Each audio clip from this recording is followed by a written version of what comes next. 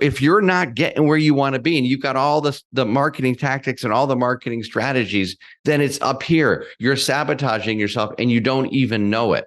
That's the thing. You don't even know it because it's so hard to self-diagnose. But I can tell you, like I said, Nina, when things are not going well, I immediately go back to the mindset piece because then it changes my energy. It changes my thought patterns, right? So if I'm thinking negatively, if I'm looking at the negative, if I'm looking at the problem instead of looking for solutions, you get caught up in this dark spiral and you need something to break out of it. And that's the mindset piece. And that's what you do so brilliantly.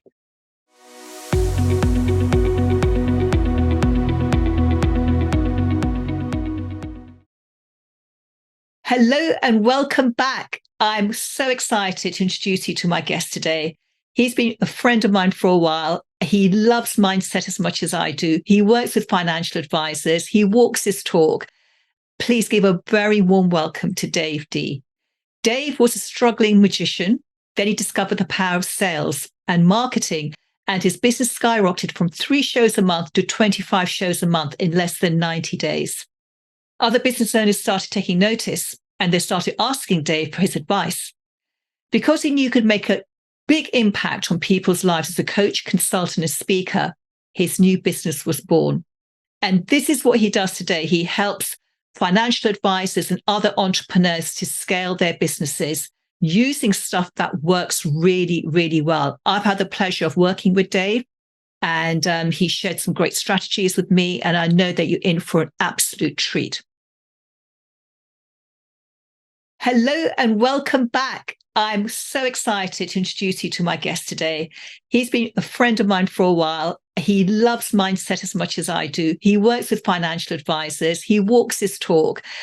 Please give a very warm welcome to Dave Dee. Dave was a struggling magician. Then he discovered the power of sales and marketing, and his business skyrocketed from 3 shows a month to 25 shows a month in less than 90 days. Other business owners started taking notice, and they started asking Dave for his advice. Because he knew he could make a big impact on people's lives as a coach, consultant, and speaker, his new business was born. And this is what he does today. He helps financial advisors and other entrepreneurs to scale their businesses using stuff that works really, really well. I've had the pleasure of working with Dave, and he shared some great strategies with me, and I know that you're in for an absolute treat. Dave, a very warm welcome. Thank you. It's so great to be here. And thank you for that nice introduction. I'm so pleased to have you here because I know you're going to be sharing some great stuff around mindset. Yeah, I'm excited. And what's interesting, Nina, just to get started, you mentioned, in my introduction that I used to be a professional magician. And then I went from doing 3 shows a month to 25 shows a month in 90 days. And my 4th month, I did 57 shows. But when I usually talk on entrepreneurial stages, I leave out and tell my story. I leave out a key component, which is the mindset component. And I remember, and it was really the catalyst that changed everything for me. And by that, I mean, I was working at the time before I was a professional performer, I was working at a little magic shop inside a hotel in downtown Atlanta, Georgia. And I was only making $18,000 a year. And I had this dream of being this performer and being successful and making all of this money and working for myself. And I didn't do it. And I had this huge blame list. So I blame my parents for not believing in me. I blame the economy. I blame prices. I had a huge blame list. And then one day in the back room in the office, there was an audio cassette program that shows you how old this is, an audio cassette program. And it was by a guy by the name of Jim Rohn. And the name of the program was, just the name, just the title of the program hit me upside the head. And it was Take Charge of Your Life. That was the name of the program. And I started listening to these cassettes by Jim Rohn. And he told a story, interestingly, about how he had a blame list. And he showed his blame list to his mentor at the time. And his mentor said, well, this is a nice list you have here, Mr. Rohn. There's only one problem. You're not on it. and it really hit me. And that was really the catalyst that changed everything and said, hey, I've got to take charge here. Things aren't the way I want it to be. I can't blame other people. And that's what led me to learn about marketing and learn about sales and learn about business and really go for it. But without that mindset piece, none of that would have happened.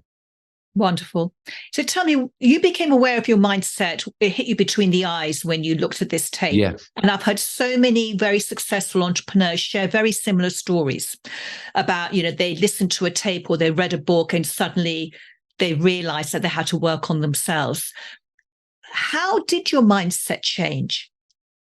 Yeah. So what was that path that took you from someone who was, making 18K a year to suddenly booking all these shows? And I imagine that your income rose significantly as a result. Everything changed. So I paid off $80,000 in debt. I bought a new house. I bought a new car. I was living my dream life. I mean, it was incredible. And it was a very quick change, very quick. Because sometimes when changes happen, our mindset doesn't catch up with it. It takes a while, and then we can self-sabotage again and fall back down to earth. Oh, what a great point. Yeah, I mean, this is why you're so great at what you do. That is such an important point, because what happened was I got so into the sales and marketing, and that's what I teach today.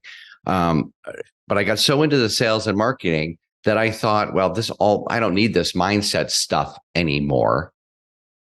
Right. And guess what happened?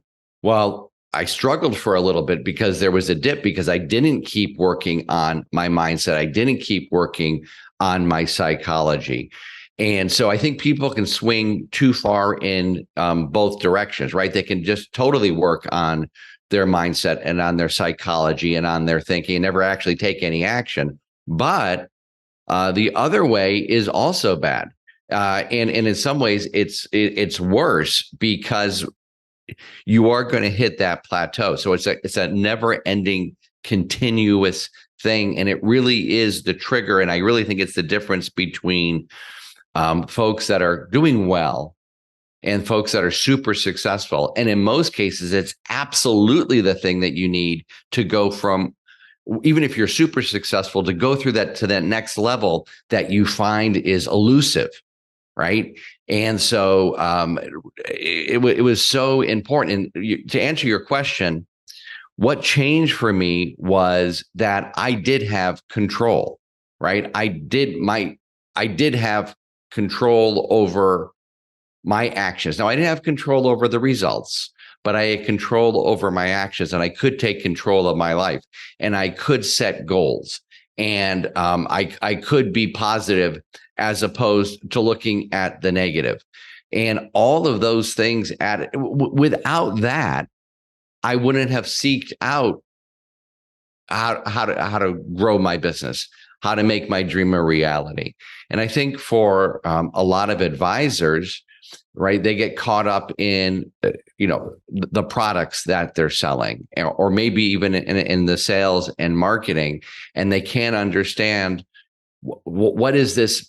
Why aren't I getting ahead faster? And in most cases, or in a lot of cases, it's the mindset piece. They already have the skills, but when they're talking to a prospect, or when they are speaking in front of a group to generate leads, not having that powerful psychology behind them or inside of them really will inhibit them, because it comes out. The audience can sense it on a subconscious level, 100% for sure. And so, as you know, I do a lot of speaker training, specifically with advisors, helping them when they're doing webinars or helping them when they're doing their presentations. And everyone thinks, well, they're so focused on the slides and the content. Yeah, but your energy and what you're projecting out to the audience is way more important than simply what's on your slides and the content that you're delivering. Yeah, absolutely. I know you're brilliant at doing that. What do they need in terms of mindset? Or I could ask this in a different way. One of my favorite questions. What do you think separates the very, very successful advisors from the ones who don't achieve their goals? They may have been doing it for decades and they still feel they're 5, 10, 15 years behind where they would want to be. What's the difference between those two sets of advisors in terms of their mindset? Yeah, well, there's two different mindsets, and I believe it's in the book Mindset, is the name of the book, and she talks about the author talks about a growth mindset or a fixed mindset. And you can explain this better than me, so you might want to take over here. But I really think that is the difference. So if someone has a fixed mindset, meaning, hey, this is the way things are, this is the way I've done things forever, this is the way that we do it inside of the industry, this is the way I've been taught, then they just keep pounding away at the same things that they've always been doing, as opposed to the growth mindset, which is, hey, maybe there's a better way to do this. Maybe I can go beyond what I'm doing. Maybe I should seek out something different. And I think that's it, especially for advisors who've been in the game for a long time. I've got one advisor in one of my programs who is 80 years old, and I'm just so impressed that this guy doesn't need to be in my program, right? But he is, because he's looking for that slight edge, and he's looking for new information and new ideas, which is really impressive, right? He has a growth mindset, and he's at the top of his game. That's very impressive and very inspiring.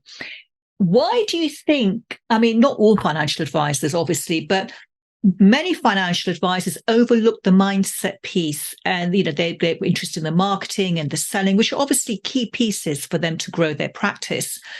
But they're looking for the next strategy, next system, implement this or implement that. Why do you think it's something that's so overlooked in that industry? Oh, it's not just that industry. Every industry. It's not that. I can answer this because I overlooked it for so many years. And quite honestly, Nina, even today, I sometimes fall back and ignore that piece. And when I do, I'll tell you what, when I'm in a slump, and everyone goes in a slump, right? Everyone knows that, or everyone watching this or listening to it. And thank you for being honest what I immediately that. go to is not, I need another tactic. I immediately go back to the mindset piece. I'm just drawn to it. And guess what? Things turn around so let me answer the question, because this is such a great question, because I think a lot of people think it's BS. Or woo-woo. I think you think it's woo-woo. And the problem is in the industry, and what's so great about what you do is you're the complete opposite of the woo-woo. All right. You're practical. This is stuff that actually works. So you're not someone who's telling someone to go sit and meditate in the corner for 4 hours a day and that their life is going to change, right? It's a completely different thing. But I think there's a lot of stuff out there by people who I would technically call charlatans in your space, who are preaching things which sound great and which are easy to sell to some people, but for someone who's like a financial advisor, they're thinking BS, right? I got to dig in. I don't have time for this stuff. I don't have time. I don't have enough clients coming in. I got to work on my next marketing strategy. I'm not closing enough. I got to get better at selling, right? Oh, there's a new product. I got to learn that. And what they're missing, and not just them, again, I'm talking to everyone. I'm talking to myself here. This is so great because it's like a therapy session for me. To be honest with you, is that, yeah, you're not going to get past any of that stuff if up here isn't straight. You're not even going to know you don't even know what's holding you back.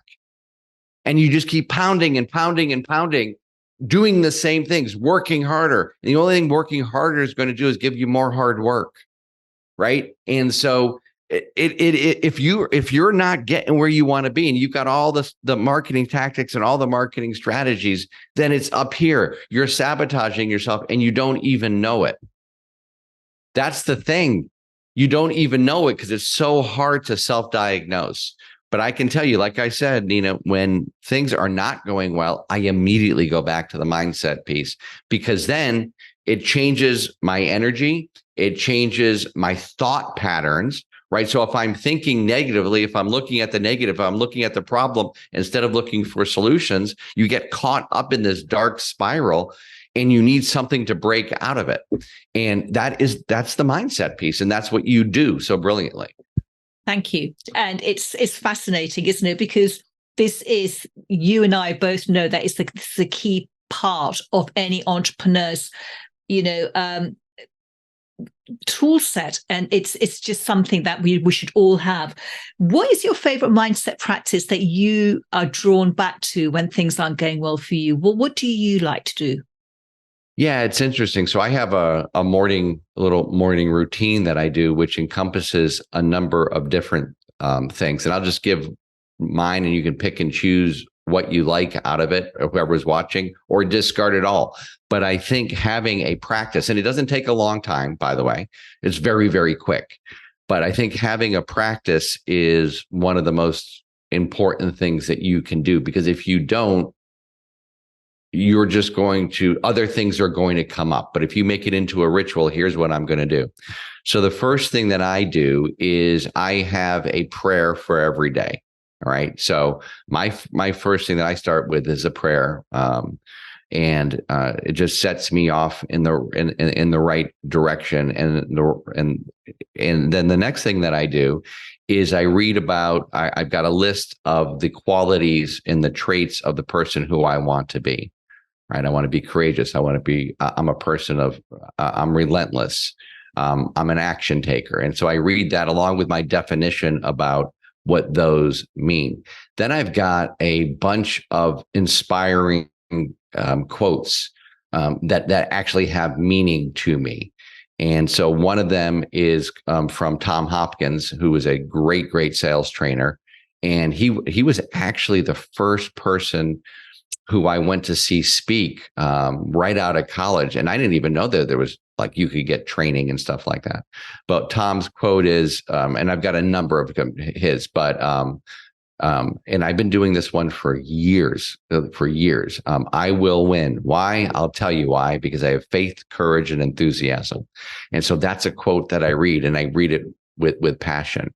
And so that means a lot to me. And then I write down one thing that I'm grateful for. And I used to write down 3, and there's different things, but with one, it really forces you to, at least for me, to think about it and then actually feel the gratitude.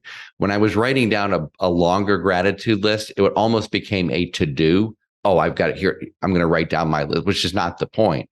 So by writing down one thing, and I try to write down one thing every day, and some small things, right? Some tiny things, like I'm so grateful for this amazing espresso that I'm drinking, right?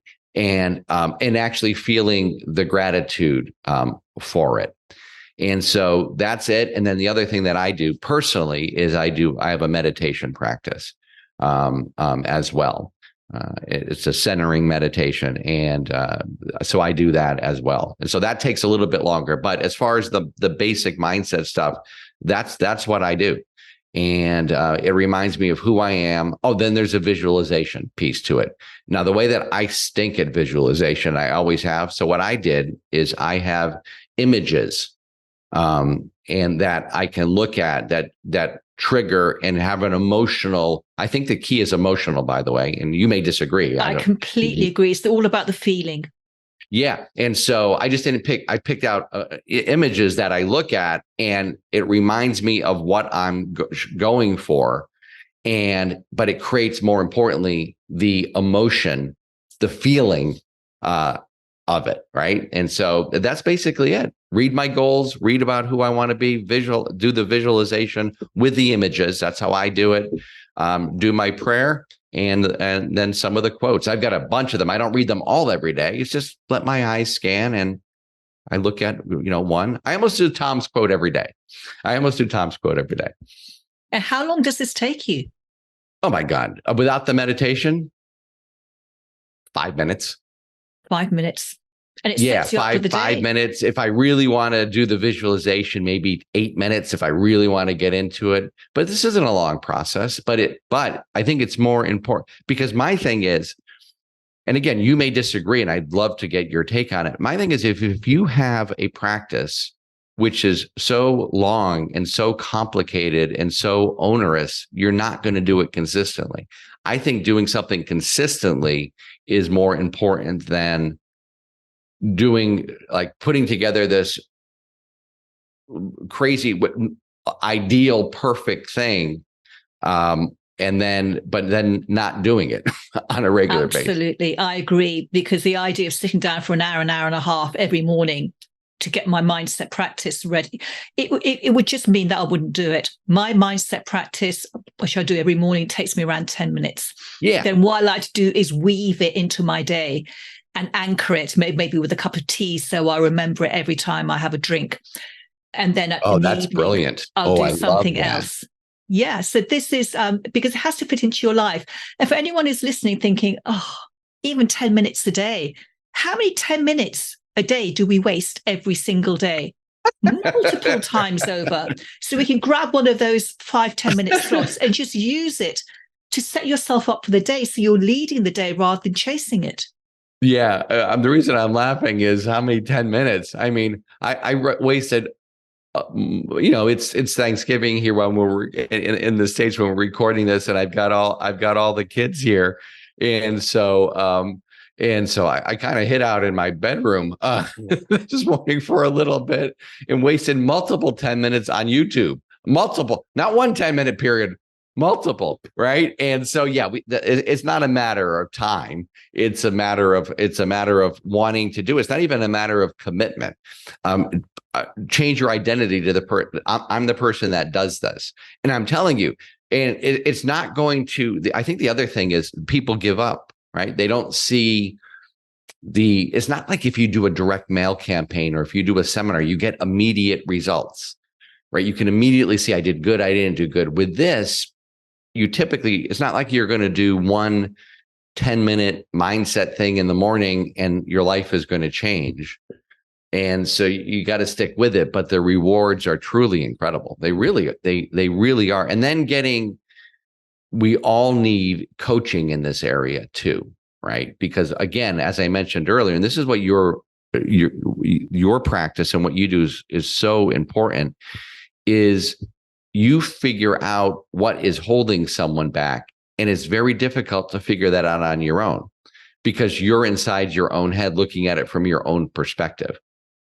And so when you work with someone like Nina, what happens is she draws out what the real issue actually is, and you're probably not even consciously aware of it. That's the beauty of the work that you do. Thank you, Dave. I appreciate it. And I have it's my true. own I'm not saying it. spots. I'm not saying it. I wouldn't be on the podcast if I didn't know this, right? Of course. Yes. Some of your clients are advisors are also my clients. Absolutely. Right? And so, and so it's such an important piece. So if there's something that's holding you back, it's probably up here. Absolutely. And I have my blind spots. So I need to work with my own mindset coach because I don't catch everything. And sometimes we don't want to go there. We don't want to face this stuff. Well, that's exactly right. We don't. So that's the other. I love that because sometimes you kind of do know what the issue is, at least for me. Like sometimes I kind of do know, and I keep it like literally, this is where I feel it in my head. And I know you do work with this, like where is it in your brain? I kind of feel it back here and I kind of ignore it. I don't want to bring it to the forefront, but I kind of know what it is. Yes, absolutely. And it's we need to get there and sort it and deal with it, sort it out. You said something really interesting. You said something about identity. So when you were a magician and you read or you listened to Jim Rohn and suddenly the light bulb moment, your identity changed. It had to change because you went from someone who was earning 18,000 to someone who suddenly started getting lots of bookings to making six figures. Right. So in order for you to be able to do that, you had to have a shift in your identity first. Otherwise, you wouldn't have got to that level of success. And this is a thing which I think isn't always talked about who we are and our identity. So if any financial advisors who are listening have an identity of earning an X amount or having a certain level of client or having a certain amount of AUM, and they're stuck at that, and that's their identity, they're going to find it very, very difficult they're going to struggle to shift significantly. They may move up a bit, right, but to significantly change their lifestyle and the lifestyle of their families is going to be a big ask for them. So for you, as you went through this identity shift, and we're always transitioning, we don't stay stuck at one place. We're shifting. Then right. your identity shifted to becoming a consultant, a mentor, a coach. Were you aware of these identity shifts, or do you look back and think, wow, I was a different person back then, and now I'm a different person now? My vision has grown. My expectations have grown. Yeah. And yes, I wasn't aware of it at the time, but it was interesting. Your question just brought me back. It really brought me back. It was kind of cool what just happened in my own mindset. And I think one of the biggest shifts was this is going to sound self-serving for me because I've got coaching groups and things like that, but it's 100% truth. And I didn't actually realize it until you asked me that question.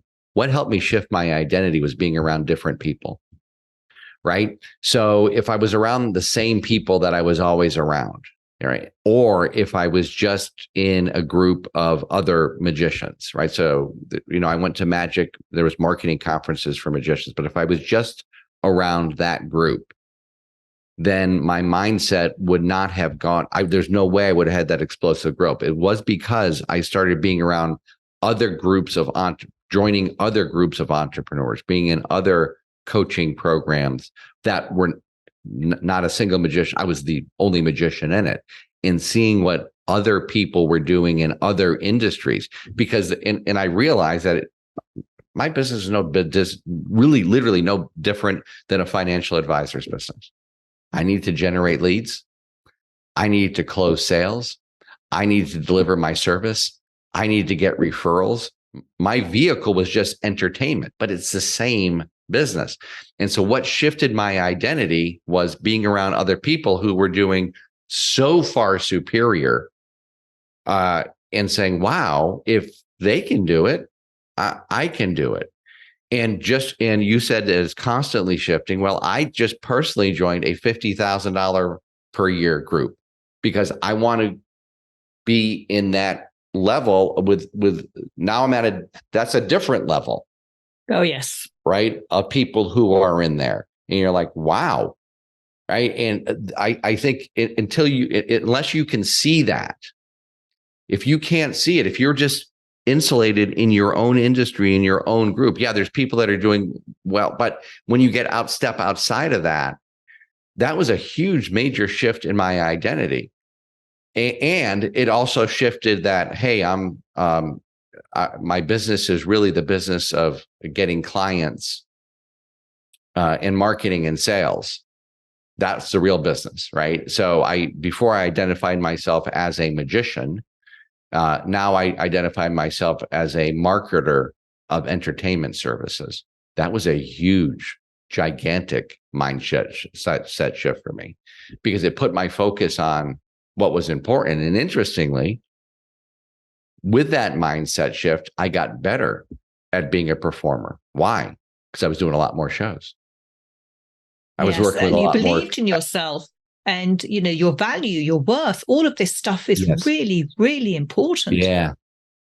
Yeah, it really is. Because if you can't see it, if you can't envision, so, that for me, that was a 733% something increase in sales. Wow. Right. But if you can't see that, and I didn't plan it, I didn't say I was going to do that. Right. But by being around this and seeing other people who had explosive growth in their business had nothing to do with my business. I said, look at that guy is no different than me. Why can't I do it? Right. So I think that is really important. Absolutely. And what's your big motivation? What drives you every day? I love what I do. So I mean, you have a lot of fun with what you do. Yeah, I really do. I really love what I do. I mean, let's be real. I mean, we're not going to give you some BS advice. I love the money, right? I make really good money. I live in paradise in Marco Island, Florida, right? I live on an island. In your new home?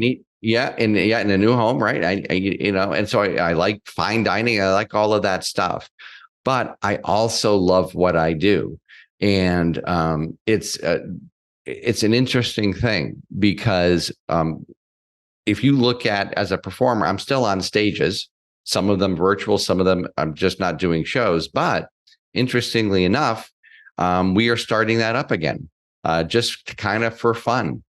So in fact, I've got a show coming up, and so we're doing that for fun, and so it's just having fun, and I love helping people. I mean, it is so cool to have. We just had a meeting here in Marco, and just people talking This is your about mastermind group. This is the mastermind group, and we had a guy who did a webinar, did an in-person presentation for only 7 people. And he sold 5 out of the 7. Not bad, right? Amazing. Oh, did I fail to mention that he was selling a $96,000 franchise? You did fail to mention that. Yeah. And so what I'm saying is, no, I didn't do that. He did it. He just came to one of my trainings, right? And he put together his presentation. What I'm saying, though, is I was so excited for him, right?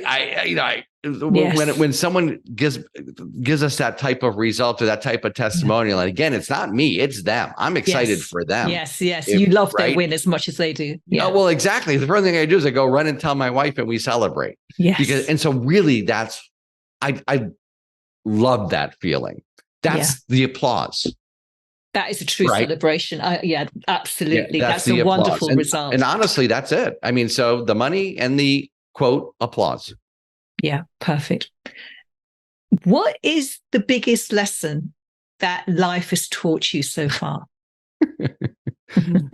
A little question, a little tiny question. Little tiny question. Yeah, a little tiny question. That everything happens for us, not to us. So if we all have a story. We've all gone through trouble and heartache and different things. And when I look back at what were the darkest times, the times where I was making no money at all, right? But that led me to this next thing, which led me to this next thing, which led me to this next thing. When I got divorced, by far the darkest, deepest, dark period of my life, which led me down a path of other relationships, which led me to the love of my life, Kalia, my wife, who I never knew that this is how it could be. I mean, literally, I didn't have any comprehension of how it could be. And all of those dark periods led me, and I think a lot of it had to do with mindset, for sure, right? Not staying in that darkness, but led me to something greater and something better. So that everything in life happens for us, not to us. It all has a value, doesn't it? We think it's just the good bits what we want in life, but actually we have to have a contrast. Then we appreciate the good bits even more. Well, without the bad bits, would I have gotten the good bits? And appreciate them. And tomorrow's Thanksgiving in America, so the perfect time for gratitude. Yeah, perfect time, especially in this country, or especially in all free countries. Yes. In fact, we just went to. We're one of those. We have so many kids here. We have 5 kids, and they have spouses and girlfriends. So our house is packed. Full house. So we're one of these people that goes and gets the Thanksgiving. Right. We're not making the Thanksgiving here. And we were at a store here in Florida called Seed to Table, and it is just abundance. You just walk in and you see just abundance, vegetables and meats and cheese, just crazy. And I looked at my wife and I said, "Can you imagine if someone from another country came here and saw this? People who are struggling to get water." Right. And saw this, they would be amazed. And we just take it for granted. And so we kind of just soaked it in. We kind of just looked at it and really felt grateful for all of the abundance. And I think that's a key part of mindset is feeling grateful for what you already have. Yes, absolutely. At the time of recording, tomorrow is Thanksgiving. By the time the show goes out, Thanksgiving will have happened. But we can make every day a day of gratitude. Love that. Right. So I could talk to you for hours about this, but sadly, we've come to the end. How can our listeners and viewers find out more about you and the really important work you're doing, helping entrepreneurs to build their businesses? Yeah, I would go to davedee.com. That's Dave, DAVEDEE.com. And on there is, you can get a training, which includes my 7-figure PowerPoint template for putting together one-to-many sales presentations. And then we do a training where we walk folks through how to actually create their presentation. In there, we've got videos and stuff all for free. And obviously, we have stuff to sell, right? Which will inform you about that as well. But the first thing is to just go to davedee.com, get the free stuff and see if we resonate. And then if we are, we can take it from there. And if not, that's cool too. Wonderful. And for everyone who is with us, please do take advantage of this, because Dave Dee, he really is unique in this field, in how he sells, how he markets. Is very authentic. It's non-salesy, brings great results. So do take advantage of all these wonderful freebies that he's offering at the moment. Dave, thank you so much. It's been such a pleasure. And I can't wait to get this out, everyone to listen to it. And for everyone who's been listening and watching, thank you so much for your company. Until next time, bye-bye for now.